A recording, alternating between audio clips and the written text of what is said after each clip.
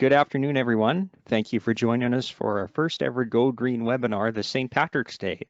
My name is Eric Durrell. I'm one of the watershed technicians at the North Saskatchewan River Basin Council, and I'll be your moderator this afternoon's webinar. We're excited to have a few special guests and speakers here today to speak with you about recycling, composting, and protecting water resources. I'd like to address a few housekeeping items before we kick off the presentation. This webinar will be recorded for those who couldn't make it today, so just keep that in mind. Please keep yourself muted and your camera turned off for the presentations. At the end of this webinar, there will be a time for questions for each presenter. So if you think of some as we go along, you can enter them in the chat box or save them for the end. During questions at the end, you can also raise your hand and we can unmute you for you to ask your follow-up questions. For any questions you have, please indicate which presenter the question is for so we can answer them. All right, to start things off, myself and Annette Smith from the NSRBC will give a short presentation about the North Saskatchewan River Basin Council. This will highlight who we are, what we do, and some of the programs we're involved with.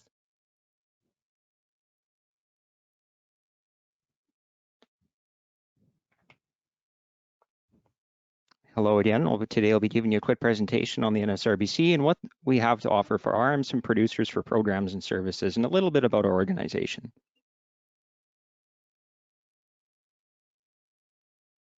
The North Saskatchewan River Basin Council is one of 29 watersheds in the province, 11 of which have watershed stewardship groups.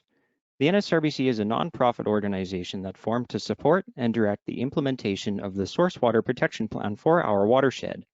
Our vision is an environment where all life has access to clean, safe water. The NSRBC relies on core funding from the Water Security Agency and memberships from RMs, cities, towns, hamlets, First Nations, and the general public. The NSRBC is comprised of 51 RMs, 29 First Nations, 17 reserves, 100 towns and villages, and 3 major cities, Lloydminster, North Battleford, and Prince Albert. There are various programs we're involved with across the watershed that promote water quality and resiliency. The Love Your Lake program informs landowners on how they can improve their lakefront property to reduce potential negative impacts to the lake. The Natural Edge Shoreline Restoration Program has been very successful. Through the restoration projects, we have planted over 1,000 native plants and trees to help restore private shorelines around lakes. We also provide education and monitoring on aquatic invasive species on many lakes in our watershed. The NSRBC has many land services and programs we offer and implement. We provide culvert mapping, which allows communities to manage their assets and prevent damages to equipment and infrastructure. We offer invasive weed mapping services, which allows municipalities to be strategic in preventing the spread of large infestations and to successfully eradicate smaller areas. We have supported 10 regional source water protection plans for communities in the watershed. One of the NSRBC's core programs is the Canadian Agriculture Partnership.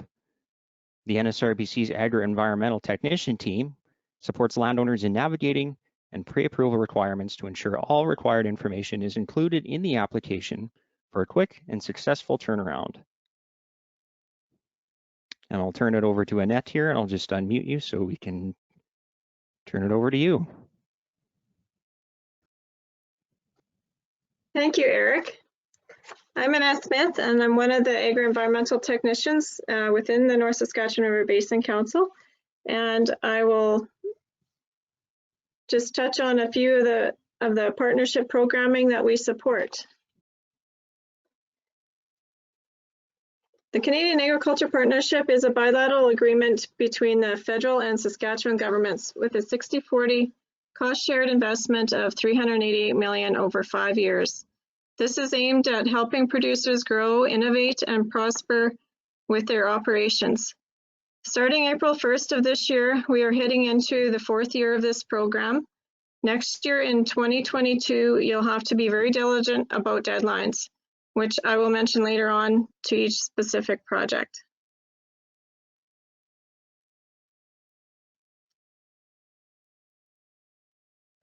There are some general requirements in order for producers to qualify for programming.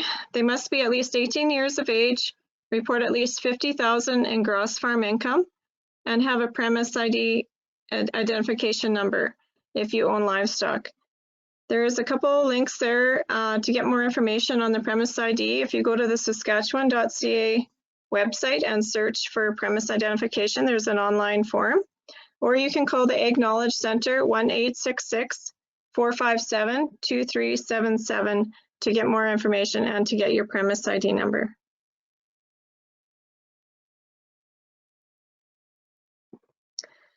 The agri-environmental technicians support landowners with their applications for the Farm and Ranch Water Infrastructure Program, and you may hear us say FRIP for short.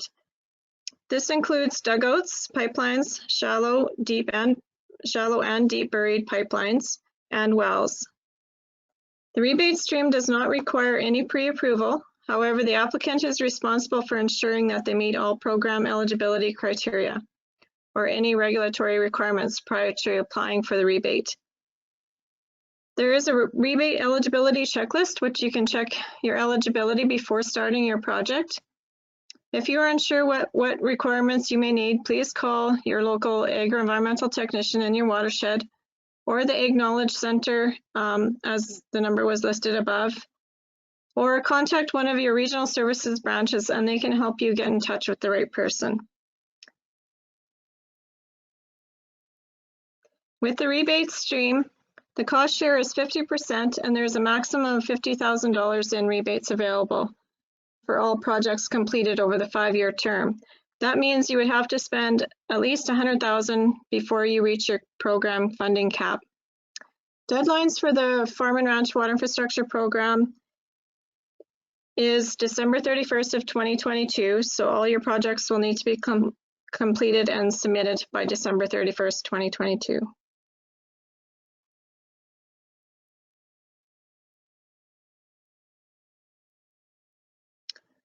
Well decommissioning is also under the Farm and Ranch Water Infrastructure Program. It has been identified as an important item through the Canadian Agriculture Partnership, so it's funded at 90% to a maximum of $10,000 per project. Funding received for well decommissioning does not contribute to your rebate maximum of $50,000. Pre-approval is required for well decommissioning and must follow the Water Security Agency standards to receive funding. Important deadlines: the well decommissioning pre-approvals must be submitted by August 1st of 2022, and project completion and claim forms must be submitted by December 31st, 2022.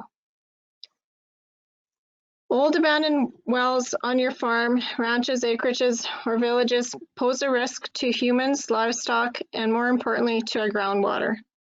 If you have an old abandoned well that was caving in or does not have a secure lid and can possibly get some contaminations in there, and just remembering that this well also is a direct source to your aquifer below. And if you drill a new well, whether it's 20 feet, 100 feet, or even a mile away, if you are pulling water out of your new well into your house or livestock for your livestock watering, you're drawing water and the contaminants from the old abandoned well into your new well, as you're likely in the same aquifer. We as agri-environmental technicians will come to your farm and measure the well and help you fill out the proper worksheets and pre-approval application, and have a plan and approvals in place before you start your decommission project.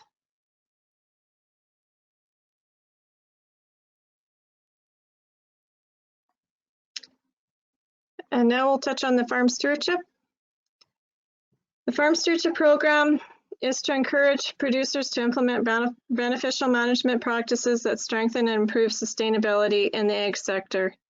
Eligibility is similar to the Farm and Ranch Water Infrastructure Program. You must earn a minimum of $50,000 in gross farm income.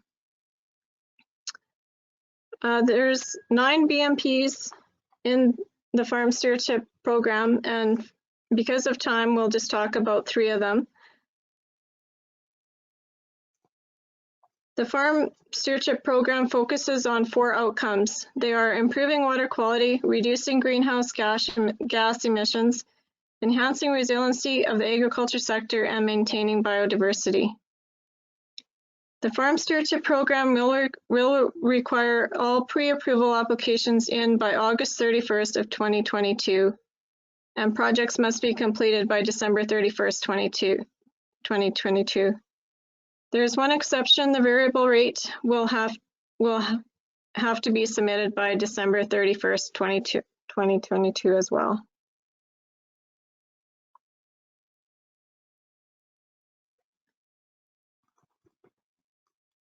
The Permanent Tame Forage BMP, you might be thinking it's springtime, it's getting near, thinking about seeding crops down.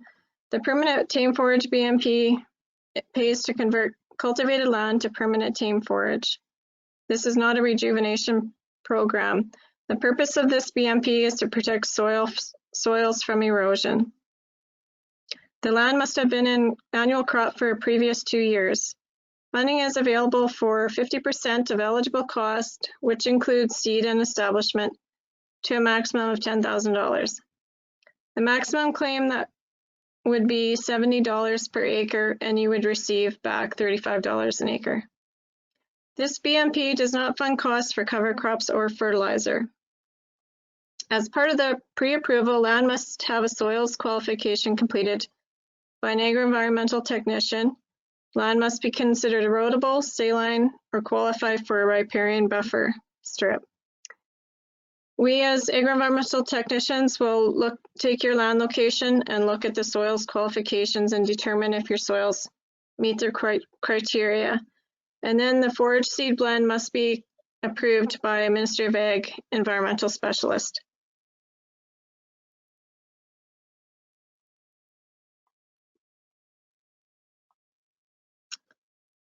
Here we have 2 grazing management or fencing BMPs. As part of the pre-approval for these BMPs, land must have a health assessment and a grazing management plan done, which the AAT agro-environmental technicians will come out and do that.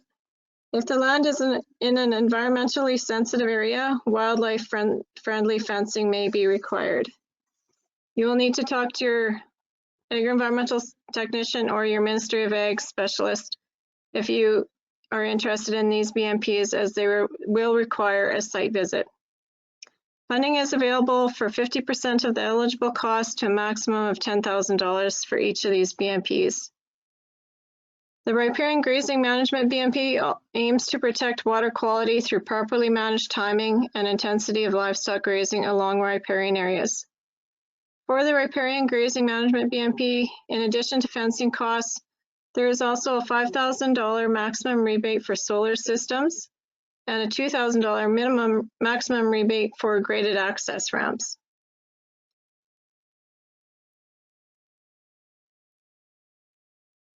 The North Saskatchewan River Basin Council has 3 agro-environmental technicians in the watershed. Robin is to the west in green, myself in the center in blue, and Alana in purple to the east. We use the RMs as boundaries for these areas that we work in.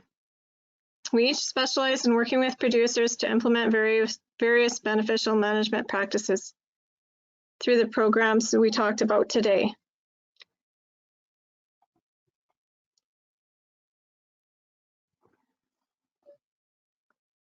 Feel free to contact one of us, agro-environmental technicians, or some of the staff on the North Sask River Basin Council. And I'd also like to thank some of the people within the North Saskatchewan River Basin Council. I may have had an idea in my head a while ago about doing a webinar, but it would have never been possible if it wasn't for the help of the North Sask River Basin Council team. So I'd like to thank Eric for being our moderator today. And I'd like to thank Maddie for our technical support behind the scenes. And I'd also like to thank our fearless leader, Catherine, our manager, for quietly smiling behind the scenes and saying, "Go team." Personally, I'd like to thank all the speakers and attendees and hope you enjoy and have a great St. Patrick's Day. Awesome. Thank you very much, Annette. All right, and without further ado, I'd like to introduce Tammy Shields with Cleanfarms. We're going to pass it over to her for her presentation now. Excellent. Thank you very much for having me today. Happy St. Paddy's Day. I just want to obviously let you guys know that I am excited to be here. I know a lot of you on the call today and appreciate the next few minutes. Just to go over a few things with Cleanfarms is our vision at Cleanfarms is to contribute to a healthier environment and sustainable future, which is, you know, why a lot of these partnerships line up across Saskatchewan. We're very much into the recycling of agricultural and related industry plastics, packaging, and products. And our approach is to try and eventually build a zero plastic waste strategy for agriculture across Canada. Essentially what we do is we take the agricultural plastics and packaging from farmers. Farmers will bring that into one of our thousands of collection sites across Canada, and then we organize, it's my full-time job to try and organize this material to go into end markets. And we secure the disposal and energy recovery if for some reason those products can't go into recycling markets. You'll recognize a lot of our partners. We're an industry-funded, nonprofit federal organization. We exist in each province as an entity, but we also exist as a nonprofit federal organization. Our partners are like Bayer, BASF, AgriCity, Adama, Richardson, Nutrien, some of that you recognize from Western Canada here. We have 4 offices. We have one in Lethbridge, me in Moose Jaw. The vast majority of the employees do exist out of Toronto, Ontario, where this was born out of, and Montreal, Quebec. We have 5 main programs, core programs from coast to coast. So we accept these small, less than 23-liter containers, totes and drums, grain bags, bags and large totes of seed, pesticide, and inoculant. And we also have the unwanted pesticide and livestock medication program. So just a little timeline, Cleanfarms has existed for 11 years, but we existed prior before that. So we've been doing some of these core projects over the last 30 years. So, you know, over the recent years, we've added in the seed and pesticide bag collection pilot, fertilizer bags, bulk fertilizer containers, grain bags, seed bags, just kind of working my way back. Bulk non-deposit pesticide containers. So a lot of these plastic packaging and programs exist because the industry was looking for a solution, and they are industry-led, industry-funded. The only regulatory program that we run right now is actually the grain bag program in Saskatchewan, and I'll get to that in a second. Quebec will soon be launching into a full agricultural plastics and packaging regulatory program across the province. So that's made life really busy for Cleanfarms, and it'll be interesting to see how they pave the way for regulatory programs. Just to share a little bit of the good work that Cleanfarms does, producers can drop off, sort of like when you have household hazardous collection days in towns and villages and cities, producers can also drop off their unwanted pesticide and old livestock and equine medications at regional locations. I want to say there's about 20. So what we do is we split the province of Saskatchewan up into southern Saskatchewan and northern Saskatchewan. And this fall will be the Northern Saskatchewan 2021 collection. Producers can drop this material off by the truckful, multiple truckfuls if they want, and it's totally anonymous. There's a little survey where they can kind of, you know, add in some information about whether it was from their farm, their location, whether they're decommissioning an old farm, and some of these materials show up. It's very surprising, you know, when someone opens up an old barn, that there's, you know, still lots of old DDT and mercury products that are sitting on the shelf. So it's really important to be able to bring those in, and that they're not part of the urban program. this program is solely paid by the industry, and we come every 3 years. So last year was actually Southern Saskatchewan in the fall. So onto our major program across Saskatchewan is the grain bag program. We've recycled well over 2,800 metric tons in 2020. To put that into perspective, it's 165 semi-loads of grain bags that were recycled last year. So this is a great program for producers to be able to bring in their material. You can see once the grain bag is rolled up, it's no longer this 250 to 300 foot long tube. It's now a 3x4 round bale, and they can secure them on a flat deck and bring them into one of our 42 collection sites across Saskatchewan. Grain bags are 100% low density polyethylene. But what makes them a little bit different is every company has their little proprietary type of blend.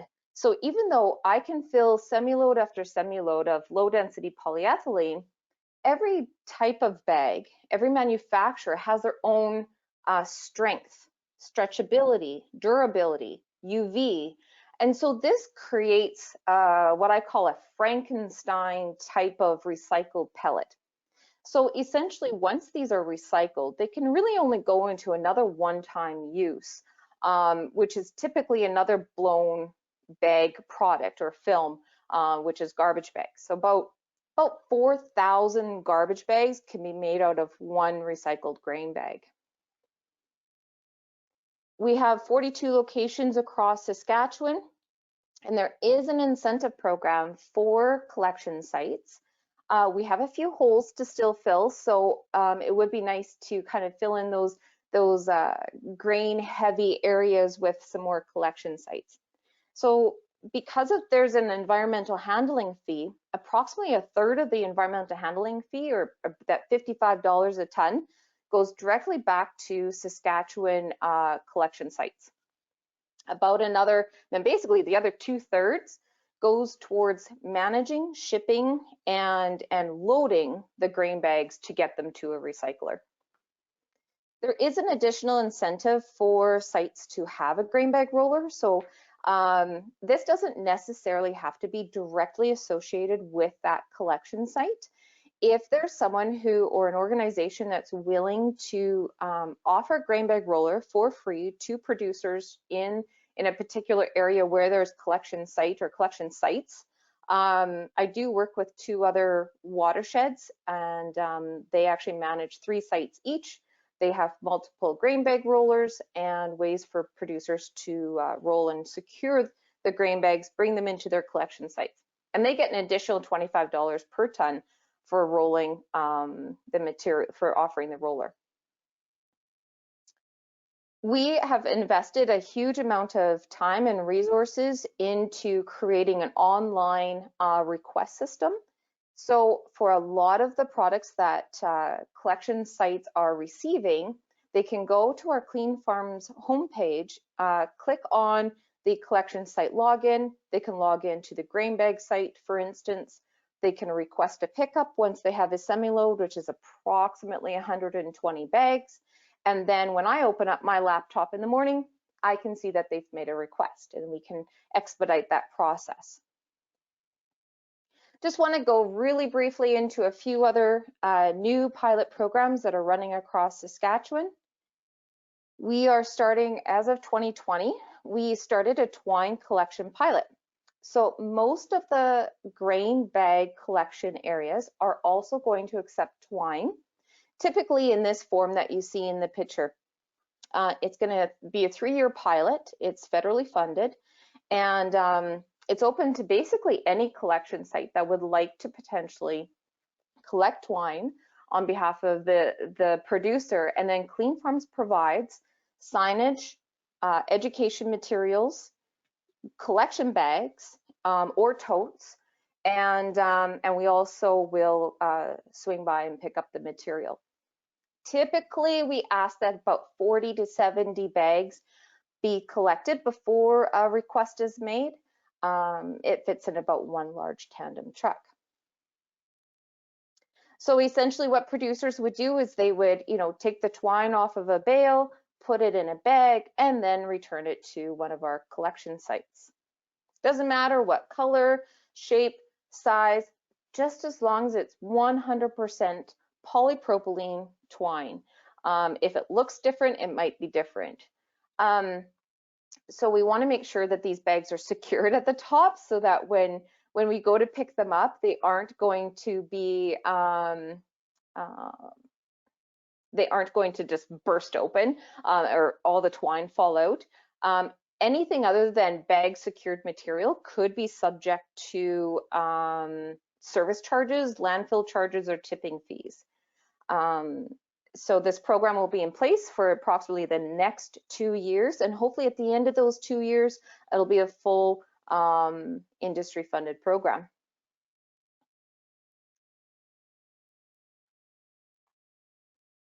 We can accept twine in other ways, shapes, or forms. If someone has these, an old seed tote sitting around or fertilizer bag sitting around, they can fill it full of twine, just as long as there's only one commodity, one type of plastic in each tote, we can accept this material prepared this way. We have also started what we call with high volume users. So if for some reason there happens to be an intensive livestock operation, these cages work really well. We can provide those free of charge, and then we can also provide pickup from the farm. If they can bring it into a collection site, it's even better. But they're quite light and easy to handle, so they can large producers could pick them up from the collection sites. There's 4 pilot areas that are running cage totes at this time. And then offloading, they'll obviously have to book an appointment because they're going to need forklift. Absolutely no net wrap is going to be accepted at this time. It's a different type of plastic, and for obvious reasons, I can't see a stamp on here that says made in China. There is some speculation that we don't know the type of resin that China is producing in net wrap. So we need to test it, we need to verify that, and it is a totally different plastic that for sure than polypropylene twine. This is potentially high density polyethylene, and there may be a blend of plastics within this. The net wrap that's made in North America is 100% high density polyethylene, but like I said, it's really hard to find a stamp on here to say whether or not it's made in North America. So we have to just kind of go with what we know, which is we can't start stockpiling this stuff unless we have an end market. The other one that we have started is the seed, pesticide, and inoculant bag collection. Lucky for us, there is lots and lots of agriculture across Saskatchewan, and there's a lot of ag retailers with bricks and mortar place where people can actually go and take their chem jugs, go and take their bulk containers. And now this year, the entire province of Saskatchewan, you can also take all your small, large, half-ton, 1-ton totes into any ag retailer, and we will manage that material at the end of its life. If it's small, it goes in a collection bag, which is the exact same collection bag we use for our chem jugs. If they're large, then they're just bundled together. So like I said, there's approximately 400 ag retailers across Saskatchewan where people can take their materials, and we have our same contractor, Curtis Construction, that will be picking up the material. So that's it for my presentation. I really appreciate your attention, and looking forward to seeing the rest of the presenters. Have a good day. All right, that's great. Thank you so much, Tammy. All right, so our next presenter from the Saskatchewan Waste Reduction Council is Joanne Fedek. So I'm going to pass the controls over to her. Thank you very much for inviting me to talk to you today about the Waste Reduction Council and the benefits of composting and reducing waste. I am Joanne Fedek. I'm the Executive Director of the Saskatchewan Waste Reduction Council. So first, I'm just going to talk briefly about my organization and what we do, and then we'll go into a little bit about the waste and composting picture. So we are a nonprofit charity. We started in 1991. We're very, very small. We have 5 staff. And the question that most people want to know is, where do you get your money from? So we have events, memberships, projects, and we have a program called Sustaining Partners where we have more substantial supporters. Our mission is to be an advocate for both community and environment, and to look at the underlying causes of waste by identifying the opportunities, creating the connections, and promoting the solutions. And our vision is a waste-free Saskatchewan. The main things that we do, we have an annual conference. It's coming up at the end of April, primarily for people involved in the waste, composting, recycling industry in the province, to come together and get updated and that sort of thing. This year it's going to be virtual. We normally have workshops in the fall that are one-day events for people to get caught up in what's happening in waste reduction and composting and things, held outside Saskatoon and Regina so that people from around the smaller communities can come. We do projects for various other organizations like provincial recycling programs and municipalities and that sort of thing. We have a recycling database. It's on the main page of our website. And it allows people to choose their community and what they want to recycle, and it brings back all the information they need to know where to recycle everything. So it's quite a useful resource. I encourage you to use it and let your citizens know about it. We do a fair bit of work on composting. We have a project with the City of Saskatoon to train compost coach volunteers and to coordinate their activities to encourage backyard composting. We also have an organic working group, which is a lot of organic stakeholders, non-agricultural, but in institutional, commercial, and residential organics. And we're looking at ways to try and get more organics management going in the province. We do a fair bit of advocacy for extended producer responsibility. And in this case, because agricultural organizations all call what I grew up knowing as farmers producers, will clarify that these producers are the people or the companies that produce the products. When we talk about producers here, we're not talking about agricultural producers. So extended producer responsibility is a concept where people are, or producers are tasked with not only, providing the product, but also then taking it back and recycling it or handling it correctly at the end of its life. One of the things it's trying to do is to try close the circle so that there is resources to keep those materials out of landfill and get them into use again. So Saskatchewan has extended producer responsibility programs for used oil, for tires, electronics, paint. Tammy's program that you just heard about for grain bags is an extended producer responsibility program. And then we have some that have just started for batteries and for coming up household hazardous waste. So we believe that this is the right way to handle products, and it puts the responsibility in the right place. So we advocate for these sorts of things. We also coordinate Waste Reduction Week in October every year. And we have an awards program to celebrate those who are able to do waste minimization and provide leadership in that area. So in looking at how to handle waste and how to divert it from landfill and all those sorts of things, you may have heard reduce, reuse, recycle. So I just wanted to show you the waste hierarchy. This is kind of the framework that we operate under. The biggest and most effective thing that you can do to handle waste is to reduce it or prevent it, avoid it, not have it in the first place so you don't have to deal with it later. Second most important thing is reusing, and reusing means taking the same thing and using it over again without changing it in any way. So you could, have a bottle that you refill, or you can use that bottle for something else that wasn't what its intended purpose was, but it's still not changing it. And this uses less resources and energy and things than the third step, which is recycling or composting. And in that case, they transform something, break it down all the way to the beginning and then build it back up into something else. Both recycling and composting sort of fit in that level. And then energy recovery, leaves a residual, but you get the energy from it. And we don't really have a lot of that type of system here. And then landfill is burying it and leaving it. So when we look at what's in the garbage and if we want to take stuff out of landfill, where do we have to put our efforts?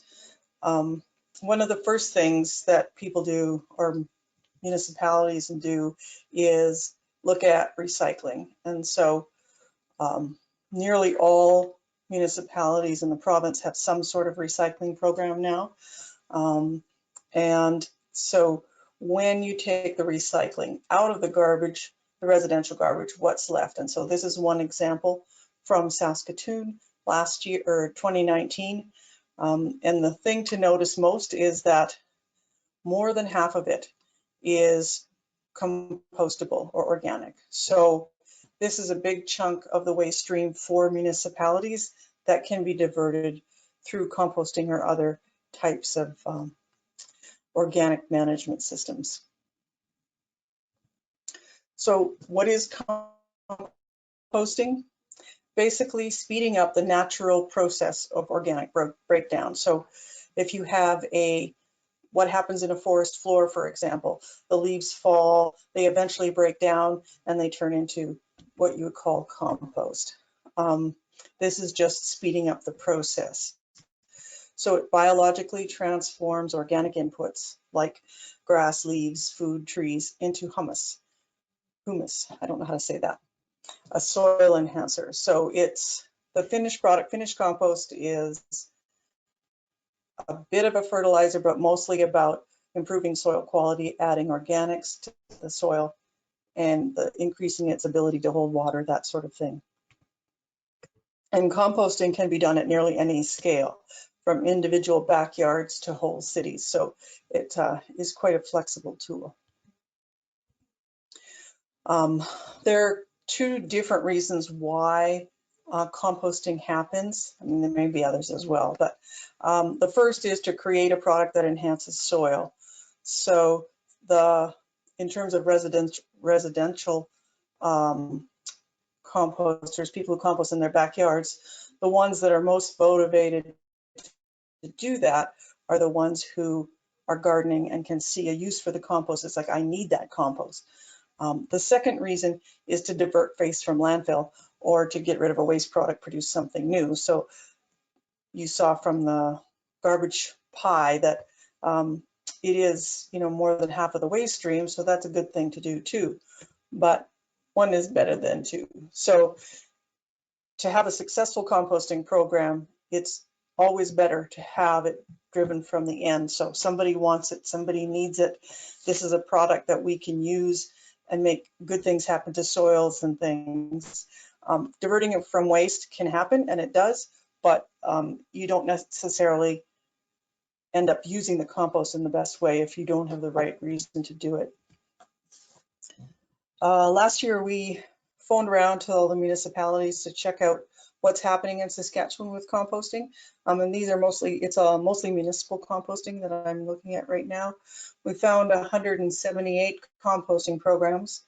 The larger communities in the province are the ones most likely to be doing it. So 14 of 16 cities. The two cities that aren't doing it right now are Moose Jaw and Melville, and they have plans to do it, so they're in there. And for towns with more than 1,000 people in them, 42 of 52 are doing some kind of composting. This is how composting looks in Saskatchewan. So for the most part, 3/4 of the programs are drop-off programs. And then those that do pick up, in terms of frequency, they're all split equally between weekly and bi-weekly. More than half of the programs are seasonal, and 38% are year-round.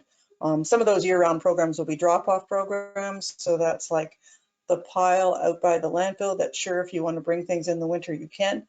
But anyways, so of accepted materials, nearly all of them take yard waste.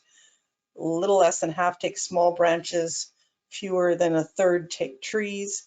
36% take plant-based kitchen scraps, because those ones can be easily incorporated into a windrow or a static pile, that kind of technology.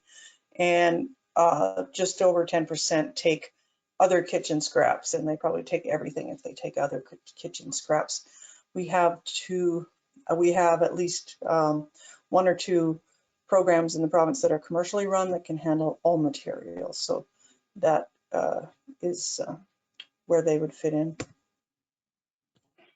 And in terms of composting end use, this is where we were talking about, you know, having an end use and wanting the end product is better than the just diverting it from landfill. And so more than 86% of the programs leave it to sit. So there's still a lot of work to do on getting municipalities to make composting programs that are truly effective. I mean, it's out of the landfill, they've created a product from it, but then they don't do anything with it. The other common ways they handle the end product is to give it away to the residents. Some of them sell it, and others use it for landscaping and that kind of thing. So that's just a snapshot of composting, give you some context before you listen to Roland coming up next, telling you about Saskatoon's experiences with composting, and they've done some fabulous things. Thank you very much for listening, and I'll turn it back to whoever is next. Awesome. Thank you very much, Joanne.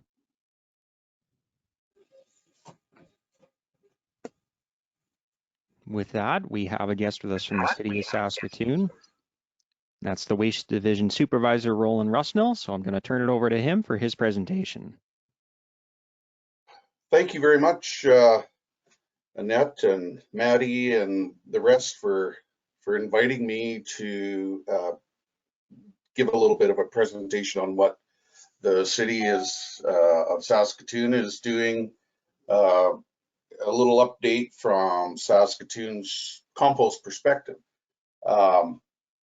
So there's a lot of stories to tell when you talk about compost in Saskatoon.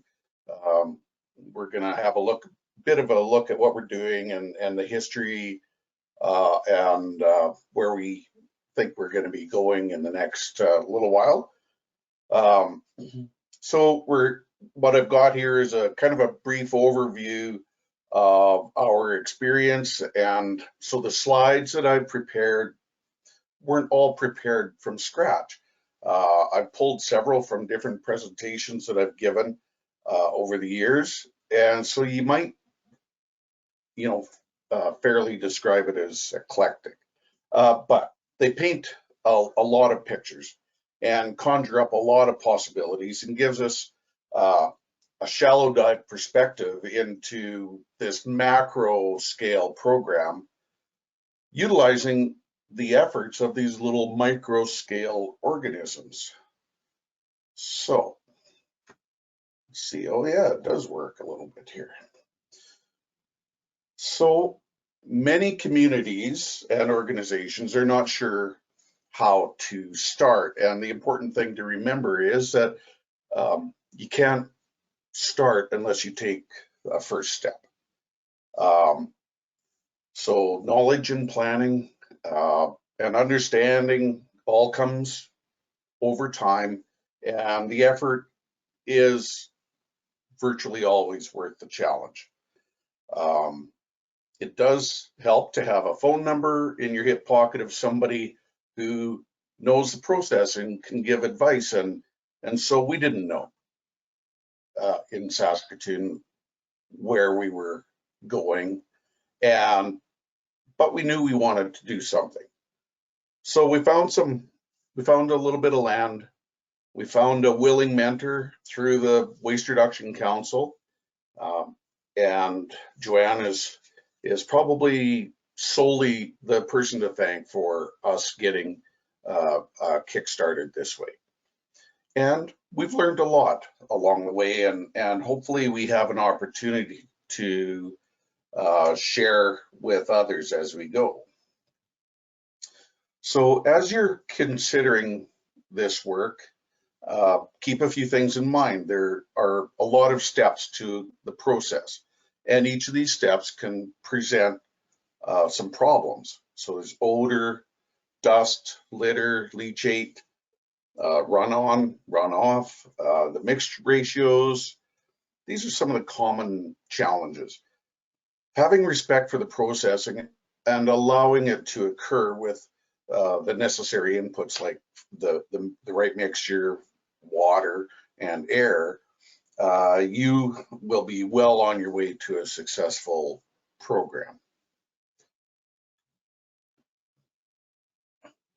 So I borrowed this slide from the slide deck of an engineering firm Scott Gamble worked for out of Alberta, and he developed this low-tech composting program. The city of Saskatoon basically follows this process. We get feedstocks delivered, we inspect it at the gate, we put it aside for preparation to mix. We put it into these big giant windrows for active composting. And then along the way, we do some final screening and recover the bulking agents. And after the final screening is when actually we do our curing and store, finally ending up with a finished product. So I stand to be corrected on this, but as far as I know, I think we're still the biggest operation of this type. We are by far the biggest operation. Oh. So what we do is, however, we were not the first. Oh. And hopefully there is no end processing yard waste in any community in our province. We accepted more than 20,000 metric tons of waste last year, diverting more material than all other recycling efforts combined.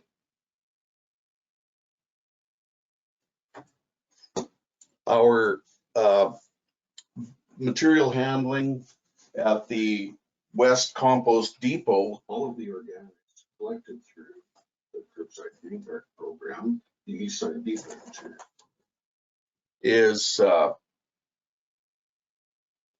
all the materials collected through the curbside green cart material program are brought to the West Compost Depot in Saskatoon. We have an East Side Depot that is non-commercial haulers, just residential haulers, and that material is also transported over to the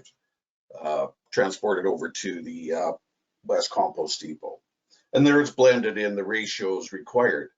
We add water to facilitate degradation, and just that the availability of the water tends to be a limiting factor for us. Materials are formed into windrows that are about 6 feet high and 17 feet wide or 16 feet wide, and we use a compost turner to add air throughout the process. Our customers, whether they're dropping off material or picking up finished products, follow a kind of a looped traffic system, which minimizes two-way travel on our main site here, as well as road crossings where there's an intersection. Our roadways are mostly all weather now. It wasn't always that way. And on this 38-acre site, we currently have about 60,000 cubic meters of product in the various stages of degradation. So one of our programs began as a pilot in the fall of 2018. It's the Dig Your Own program, and I say this is an animal that is slowly becoming a beast. We had about 5,000 visits our first season, which was our first full season, which was 2019. And last year we ballooned to well over 9,000 visits. So we're just asking people to bring their own containers and their own shovel and help themselves to some of our material. We're very, very happy to offer that. And so here we have a picture of the dig your own piles of compost. On the far center left are the mulch piles. And we basically gave away about 4,000 cubic meters of this material to these mostly small loads. We were very, very happy to help people enrich their lawns and gardens. We will also load out for free any mulch or compost, which is going to one of the more than 40 community gardens and school garden projects. And if we load out a bulk quantity for a residential or commercial hauler, we only charge about $20 per cubic meter for that. The Green Cart program, we've had it for a number of years and it's on a subscription basis. Residents who are participating in the program pay an annual fee. I think it was around $55, and I think depending on when you sign up, it goes up to $75, I believe. Last season, we received, I think, over 4,000 tons from over 10,000 subscribers, and things are changing. So by 2023, this program will become a citywide effort, and we'll have carts delivered. Those green carts in the image are delivered to every household. And at that point, the green cart system will far outgrow what our capacity is. So we will have another processor who will be dealing with that stuff for us. So if you go to saskatoon.ca/ I think green cart or green cart materials or something, we have some program information about, I think Joanne alluded to the amount of organics that we have in our garbage bins, not the green cart bin. This is the garbage bins, and seeing there's only really minimal garbage that's actually in there. The biggest quantity of any one material is, of course, the organics. So I don't know if you're able to click that icon there. That's a QR code with your phone camera or something. It'll take you to that web page, or it makes your computer sing a song. I don't know what it does actually, but anyway, that's, I think, all my time. So I'd like to thank everybody for the opportunity to point out some of our work that we're doing. And, I invite folks to come to Saskatoon and have a look at what we have to offer. And I'll be around for the rest of the program here for questions if needed. So thanks very much. Awesome. Thanks, Roland. It's interesting to see the percent compositions of what's actually waste that gets thrown out opposed to what's recyclable and whatnot. So very interesting. Thank you. All right, last but not least, from Axten Farms, with their presentation titled Loyal to the Soil, Tanis and Derek Axten. I'm gonna pass it over to you two. I'm Tanis, and my husband Derek here. I can't see our screen, so I don't know if you can see us, but as long as you can see our presentation, that's all that matters. We're from Minton, Saskatchewan. We have a family farm. Minton is straight south of Regina, just north of the US border. So we're a long ways from Saskatoon area. We've got about a 6,000 acre farm. This is just kind of a picture of our yard site, which is a couple years old, so It's amazing actually how many changes there's been. But if you look kind of to the north side of the yard, you'll see kind of long strips of dark long piles, and that's kind of our composting area where we build our compost every year. So we've only got about 20 minutes here, so I'm going to try to be quick and get right into it. So one of the things I just want to start with is why compost? Why do we compost on our farm? As we started studying soil health and going to conferences and learning more and more about soil health, we realized something we needed to focus more on was the biology within the soil. And one excellent way to get biology back to the soil is composting. So one of the main reasons was to start returning microbes back to our soil. Another big reason was we have a lot of byproducts around our farm. We clean our own grain, so we have grain screenings, hulls, all of these products that we don't want to see go to waste, and we want to see those nutrients go back into our farm instead of being shipped off.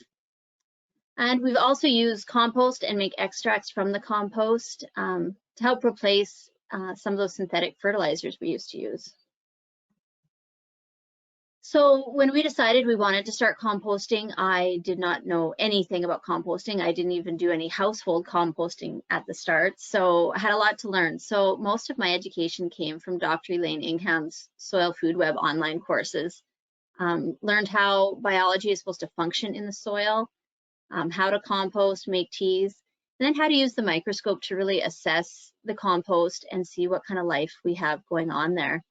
And then I was fortunate enough to be able to go to Dr. Elaine Ingham's research farm in Northern California and just make sure I knew what I was doing. So there we practiced making compost and using the microscope, and help build confidence, if nothing else. So the type of composting we do on our farm is thermal composting. The reasons we like to do that is because it allows us to kill the weed seeds, kill any pathogens. We monitor temperature and moisture, and then with the windrow turner, we turn it when required, and I'll get into that. So when I first took the course, I started small. I wanted to try to figure out exactly how this composting business worked.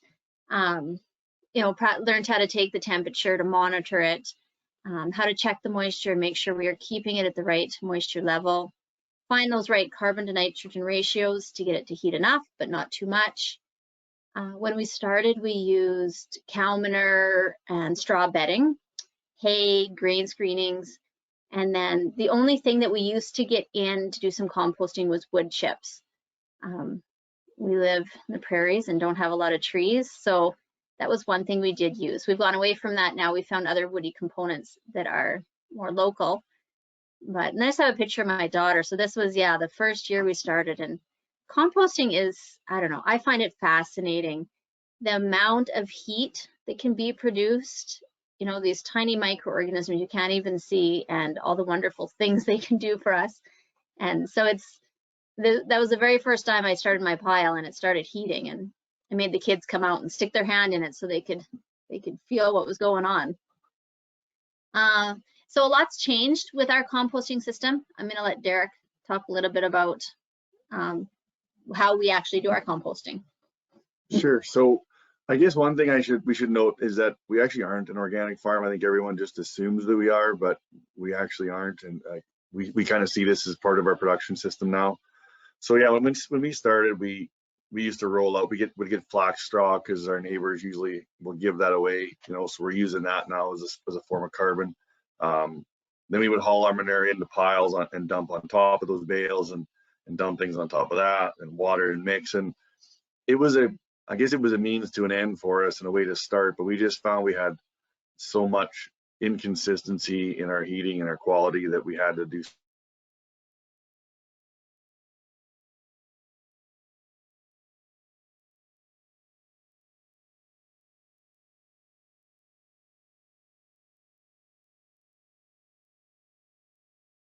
It allows us now to mix all the ingredients together in this mixer, and when we unload the wagon, we always unload the full length of the windrows, and then we can have multiple layers, but it doesn't matter what's in the wagon. From end to end of the windrow, they're consistent. And if we need to add water, or if we want to add some inoculants or anything we want to do, we can do through this TMR, and it just gave us a lot better consistency, which was something we struggled with.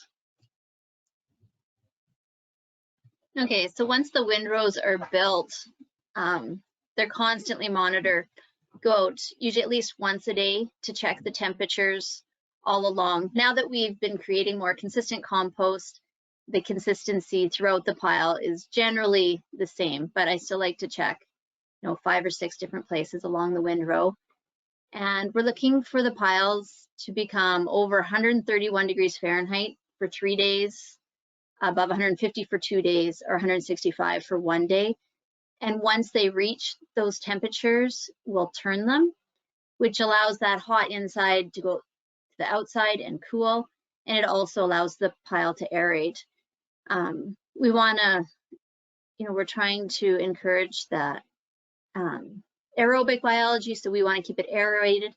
Moisture is also very important for the process, so we like to keep it at 50% moisture. So if they are too dry, we will add water. Compost ingredients, we use usually whatever we have or whatever we can get. This big pile here is just fine grain screenings. There's some grain hulls, things that, grain that we can't sell, or even isn't good enough for the feed market. So instead of shipping that all off, we like to keep it and compost it and get it back onto our land. We use some flax bales, and a lot of the grain screenings are high nitrogen, so that we've been converting to using that as a nitrogen source instead of cow manure. So sorry, did you want to say? I was just going to say about the ingredients, it's also surprising too, once people know that we're composting, what will show up at our door, heated grain, things that they, rotten bales, that sort of thing. So and we're always open to ingredients of all, anything that we can compost, we'll take. Mm-hmm.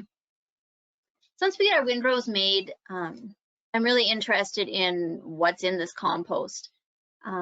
One simple way to check and see, I guess maybe the quality of the compost, is just a simple compost leachate, whereas I just take some cheesecloth and put it over a jar and put a handful of compost in it, and then just very slowly pour water over. So it's just a very passive movement through the compost.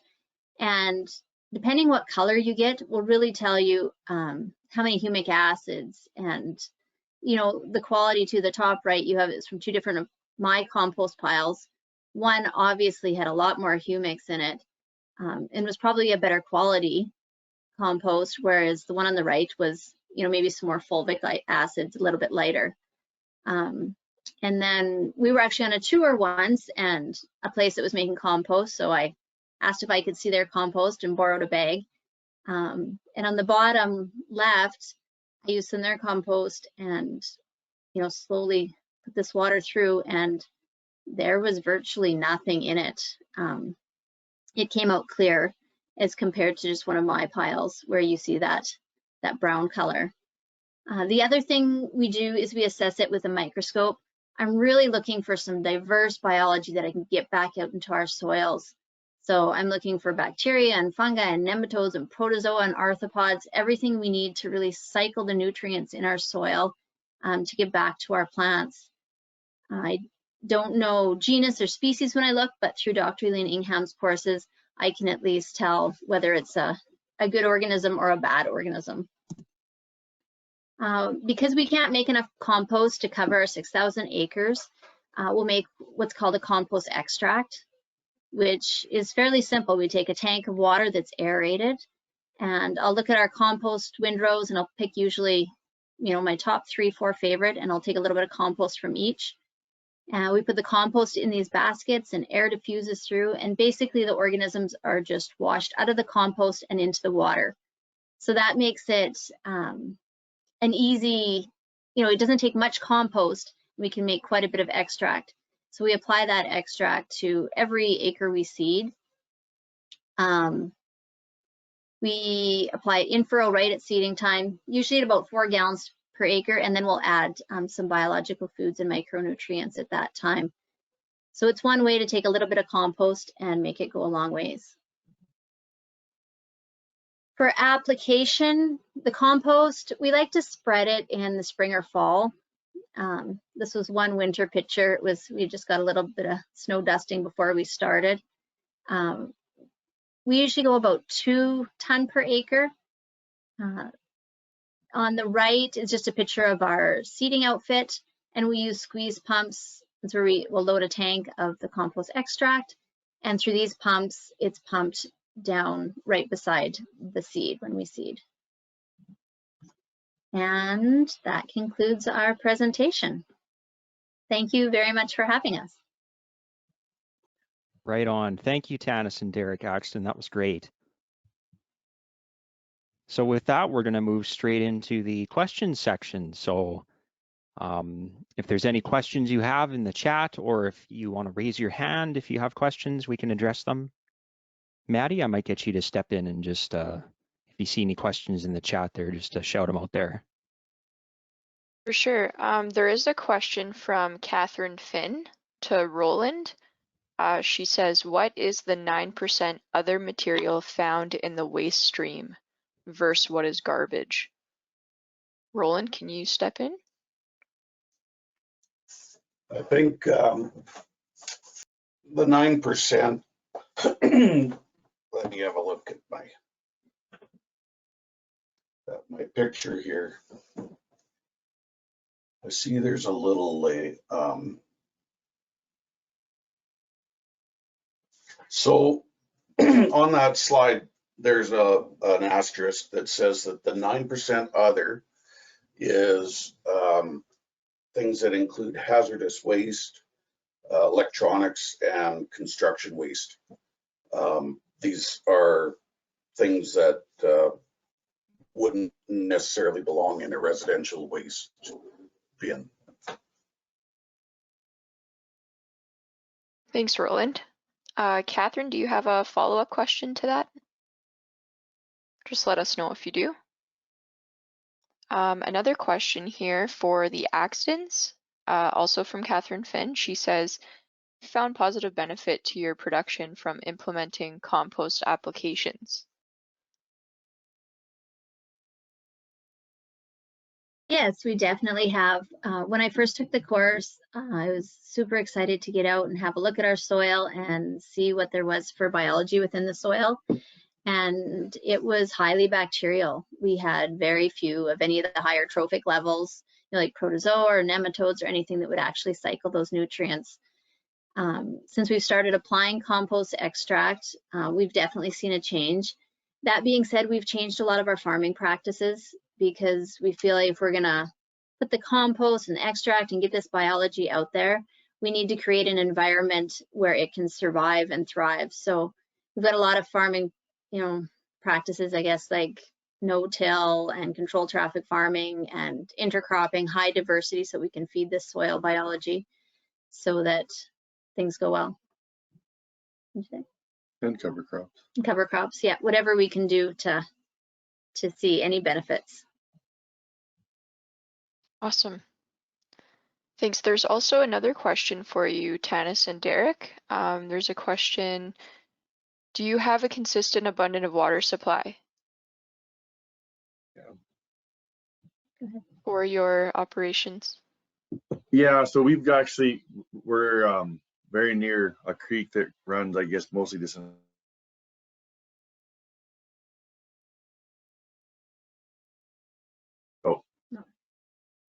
sorry. So yeah, there's a creek that runs by our farm, and there was a dam.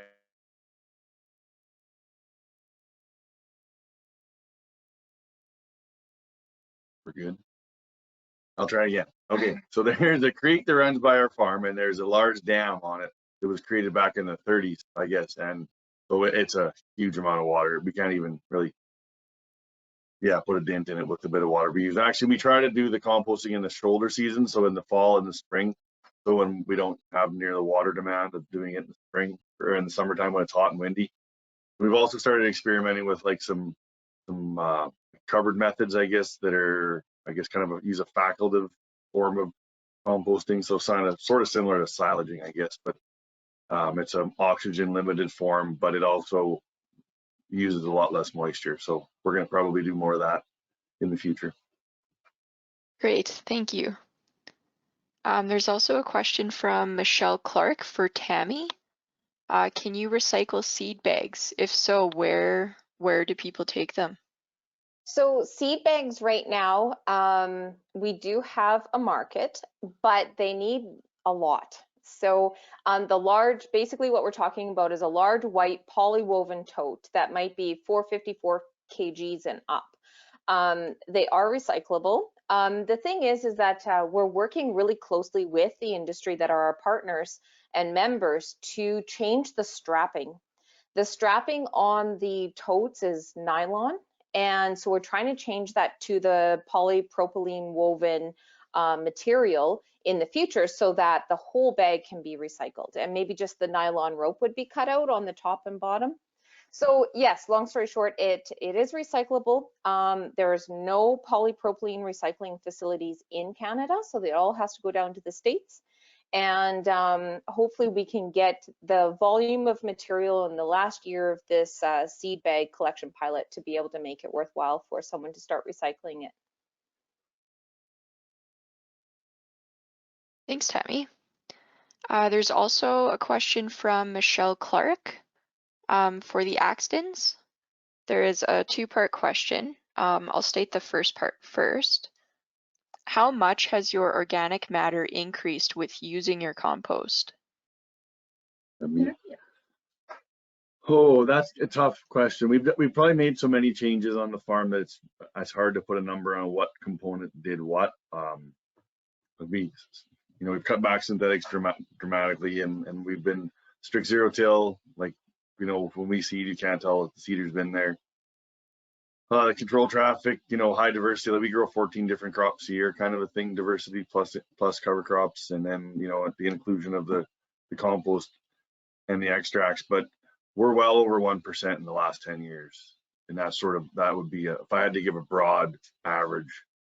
I know we've got fields that are quite a bit better than that, and other fields that we've actually some land we've just bought that obviously needs the work still. But yeah, it's surprising. We're moving it a lot faster than we thought we were going to be able to, and we've got pretty good data to show that, and to depth. That was the interesting thing. So yeah, it's definitely one of the tools for us for sure. There's also a second part to that question. Thanks for answering the first part. The second part is, what was your inputs put in to start composting when you first started? Okay, so I think she's maybe referring to equipment, I guess, probably. Yeah, originally we just bought the windrow turner, and that was it to start with. We did kind of things sort of the hard way, and we did that for 2 seasons, and we were very disappointed with our consistency. So we just came across this mixer, this big TMR mixer wagon thing that our consistency is so much better. I know it's more than paid for itself, and we want to start including some other ingredients, like maybe like recycled gypsum or that sort of thing. So if we can start just adding ingredients, it just every little bit we add, it helps, but the consistency is a big thing for us. So yeah, that was the other thing. And I guess, yeah, we bought a spreader since, was the other thing. Awesome, thanks. Michelle, if you have any follow-up questions, just raise your hand and we can unmute you as well. Or if anyone doesn't want to use the chat box, just feel free to raise your hand and we can unmute you and you can ask your question. There's a question for Tammy from Jesse Nielsen. He asks, I've heard that the majority of grain bags ultimately are made into plastic garbage bags that end up in landfills. Is there actually a net environmental benefit of grain bag recycling if this is the case? Example, putting the grain bags in the landfill in the first place would eliminate all the shipping and processing of the grain bags to make garbage bags. Yeah, that's a good question. I mean, the short answer is that yes, it's worth it. So to avoid using raw materials and using, basically it's a natural gas product that makes a grain bag or garbage bag. If we can recycle, obviously grain bags can't be reused. They're cut, sliced, and then the grain is extracted from them. So if we can reuse them in another way, shape, or form, then that's ideal. So they get another life. Yes, it does go to the landfill. There are 2 manufacturers that are looking at going from a grain bag to grain bag model. The problem is this holds tens of thousands, if not hundreds of thousands of dollars of a commodity. So they have to ensure that this recycled grain bag, in a recycled grain bag, once it's filled, won't break or crack, or it'll be stronger than a grain bag. So the idea is to eventually get away from using these grain bags into garbage bags and using other more durable, sustainable products and or recycled again.